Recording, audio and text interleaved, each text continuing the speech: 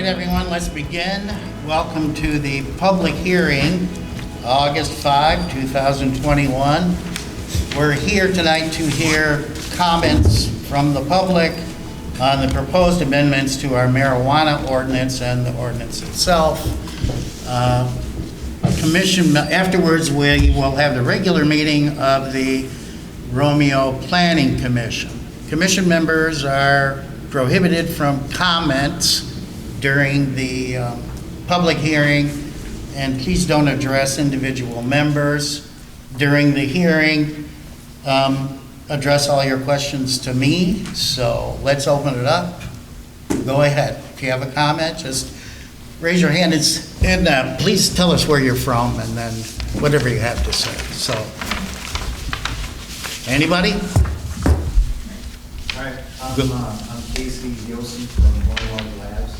Okay. I started as a hemp processor, and now I'm in the cannabis space. I think that it would behoove the city to open it up to more processors and more grow. I don't think it's going to be a detriment in any way, and it'll increase the tax revenue. Okay. Anyone else? Glenn Long from Younger's Irish Tavern. I dropped off a letter for you guys to take a look at. It's a letter of support of the marijuana industry and opening it up in Romeo from L&L Products. So I appreciate them showing their support. One of the issues that I think is, what I think the issue for the marijuana proposal is more of a perception issue than anything else. Perceptions of land values going down or crime are just not based in fact in reality.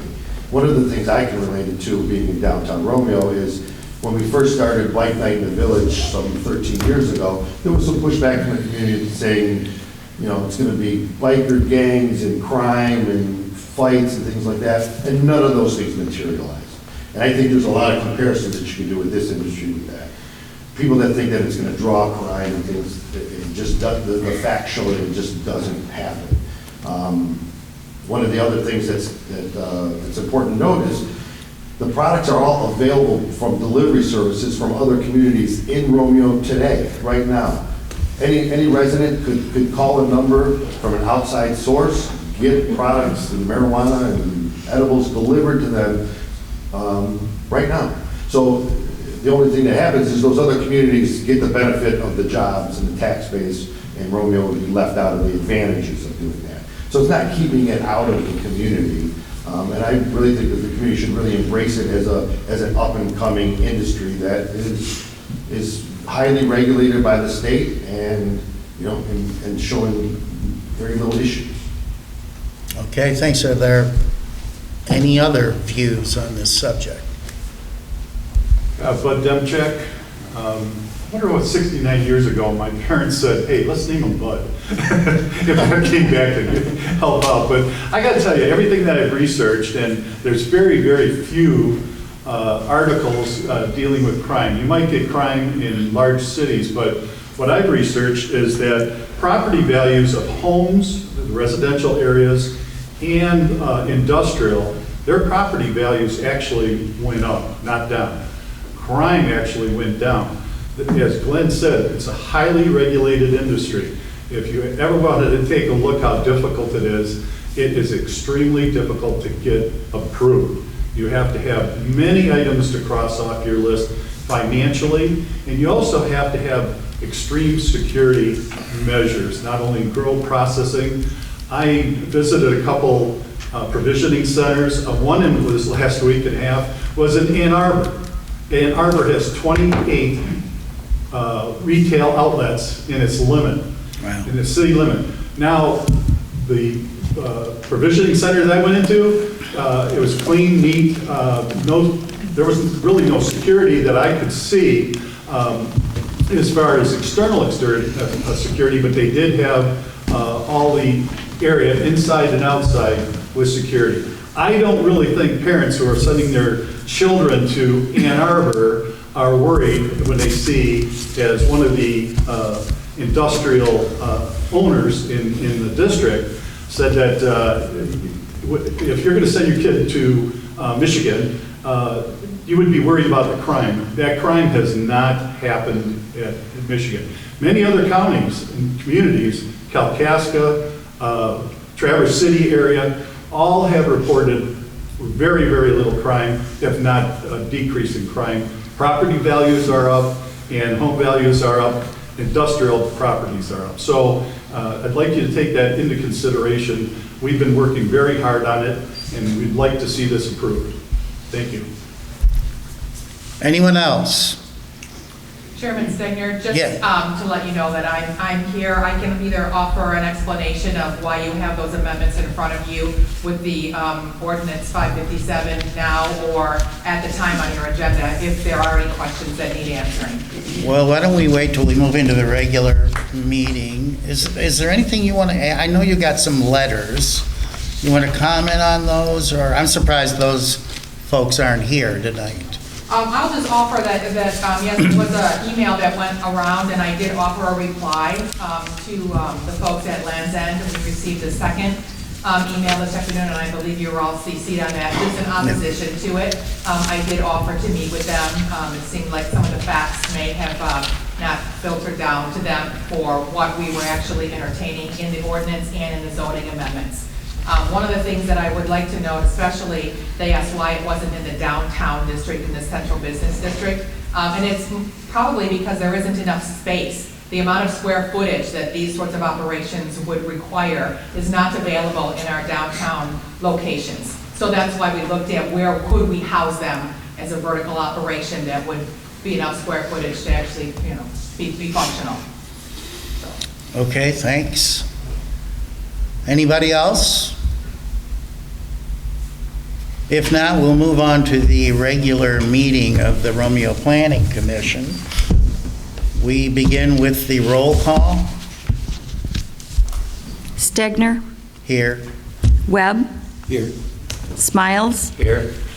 Grandstaff, Here. Care, Foltz, Here. Stevens, Here. Hall is a no, Fowler's no. Okay. All right, so we move on to approval of tonight's agenda. Any comments on that from the commission members? Anybody want to make a motion for approval? I'll make a motion for approval of the agenda for the evening. Okay, the motion before us is to approve tonight's agenda. Go ahead, all in favor? Aye. Aye.